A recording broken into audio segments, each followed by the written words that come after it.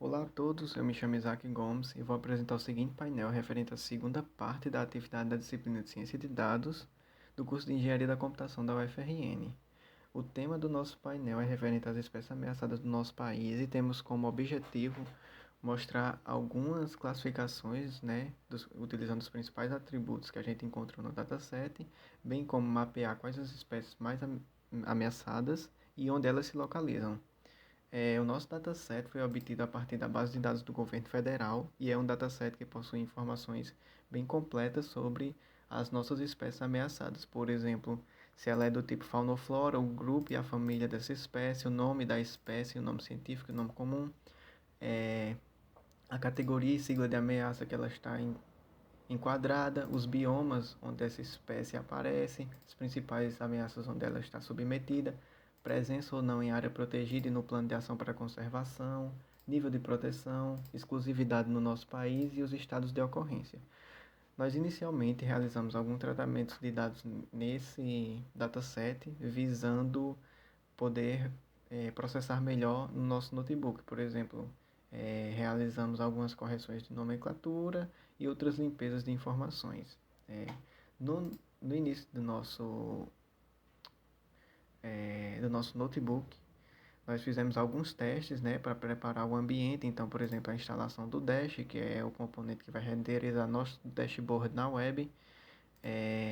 Outros pacotes que vamos utilizar, como o Pandas, o NumPy e o Plotly, .express, para plotagem. Nós também chegamos a testar a utilização do servidor ngrok para deploy automático e em tempo de execução da nossa aplicação, porém em seguida nós preferimos utilizar o Heroku, que eu vou explicar mais à frente, mas só para explicar que nós também tentamos a estratégia de TCP Tunneling com o ngrok. Além disso, a gente testou diferentes opções de arquivos para modelos de layout e chegamos nessa opção de arquivo aqui, final, que é o que está hospedado lá na nossa aplicação do Heroku, onde a gente faz as importações de alguns pacotes que vamos usar, como o PIL para criação de imagens, Word Cloud para nuvem de palavras, etc. E aqui nós definimos a instância da nossa aplicação com o dash, através desse método dash.dash, passando nossos parâmetros. Nós chamamos os nossos datasets, que aqui nós preferimos, por questão de desempenho, quebrá-los previamente em arquivos diferentes, em vez de processar essa quebra em tempo de execução. Preparamos alguma rede de dados que vamos usar posteriormente e funções utilitárias que estaremos usando em seguida, como por exemplo, função para gerar gráfico de barra, nuvem de palavras, além de variáveis auxiliares, etc. Então, nós começamos a segmentar os nossos datasets para definir algumas variáveis utilitárias e criar as nossas figuras de plotagem, utilizando o método lá de gerar gráfico de barra, de gerar uma figura, especificando o tipo de gráfico, gráfico de barra de novo, e aí nós vamos montando todo o layout da nossa aplicação, utilizando os componentes do Dash, que são justamente os componentes HTML que ele consegue renderizar, por exemplo, uma div, um elemento H5, um BR, que é uma quebra de linha, entre outros, Então aqui tem vários componentes entre gráficos de barra, mapas, etc., que são definidos na aplicação e renderizados utilizando os componentes do Dash. Por fim, a gente executa a nossa aplicação. E aqui seria o exemplo da execução com o Dash. Eu vou mostrar como foi o processo de deploy com o Heroku. A gente seguiu a documentação do próprio Dash para publicar com o Heroku, em que a gente define um arquivo com as nossas dependências, além de o arquivo em si, que foi o que eu acabei de mostrar, com a montagem dos componentes.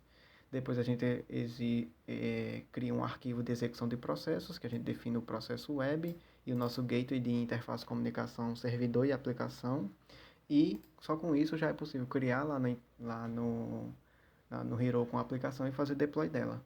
A aplicação em si está aqui. Nós fizemos alguns gráficos Dunnet com informações de classificação, por exemplo, se a espécie são quantidade de espécie exclusiva ou não no Brasil, existência de um plano nacional para a conservação dessas espécies, e a existência desse plano também só para espécies exclusivas no Brasil. Nós também fizemos um mapeamento da exclusividade dessas espécies no Brasil para cada grupo de espécie. Então aqui nós temos os grupos desde Angiosperma até Gimnosperma e mostramos o percentual, né, aqui a quantidade dessas espécies, elas são de exclusividade ou não do Brasil.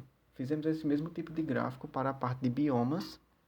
Então, aqui desde Mata Atlântica até a Ilha Oceânica, nós mostramos a quantidade de espécies em exclusividade no Brasil. Também plotamos gráficos do perfil dos grupos em relação à presença de um plano de ação nacional para conservação e presença de biomas em relação à presença de um plano nacional para conservação, de forma bem semelhante aqui à exclusividade no Brasil, né? Mostrando a quantidade de cada um, se tem ou não presença de plano de conservação.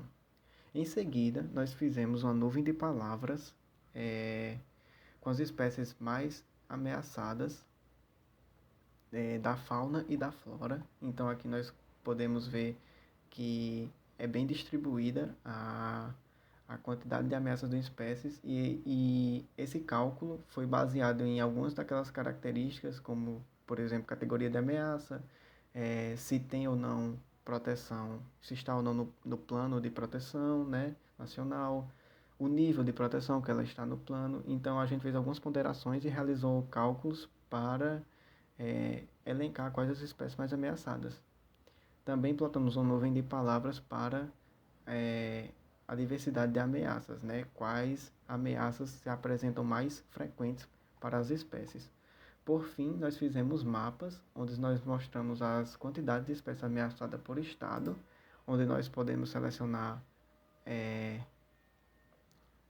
alguns parâmetros para a visualização desse gráfico, como por exemplo o grupo, e ele recarrega, e também a quantidade total de espécies ameaçadas por biomas, onde a gente pode ver aqui que o gráfico é separado pelos nossos biomas e aqui a legenda apresenta desde o menor até o maior nível, quantidade de espécies ameaçadas.